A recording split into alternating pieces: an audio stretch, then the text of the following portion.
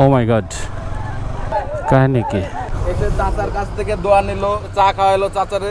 চাচার হাতে মনে করেন যে টাকা গুঁজে দেয়। চাচা তার টাকা ফেলাই দিয়ে চাচার উত্তেজনার জন্য সে মনে করেন যে দৌড়ে পালাইছে। এখন তারে তো মনে করেন আমরা খুঁজতেছি ভাই এলাকা এসে মনে করেন টাকা দিয়ে ভোট কেনে, মানে কথাবার্তা বলার পরে কাকারে টাকা ঢুকাই দিচ্ছে। আমার টাকা সাচ্ছে, আমি টাকা নেবো না, ভোট যাকে ইচ্ছা তাকে দেবো। ও আচ্ছা, আসলে ভাই এখনো এমন অনেস্ট মানুষ আমাদের দেশে আছে বলে ক্যাম্পেইন করতে এসে টাকা সাচ্ছে, টাকা সাচ্ছে, মানে টাকা নেয় নেই। টাকা নেন নাই? কি বলছে? টাকা দিয়ে ভোট দেওয়ার জন্য বলছে? ভোট দিয়ে অমুকটা তমুকটা ভোট দিয়ে অনেক বিভিন্ন। আপনারা ছিলেন এখানে সবার সামনে, আমরা তো মনে করেন যে দাবড় দিছি ওদেরকে। তা আপনি টাকাটা কেন নিলেন না? আমি বিক্রি হবো খা, আমার ভোট আমাকে আমি দেবো, যাকে ইচ্ছা তাকে দেবো। আমার খুবই ভালো লাগলো চাচার কথা শুনে। আপনারা কি এটা অ্যাপ্রিসিয়েট করেন যে চাচাকে যে টাকা দিল কিন্তু সেটা চাচা নিল না?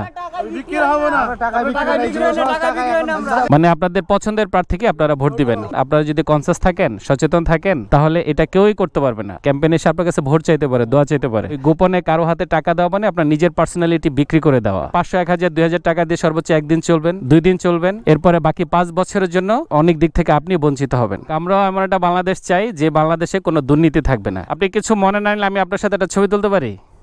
জি, একটা ছবি তুলে আপনার সাথে আমি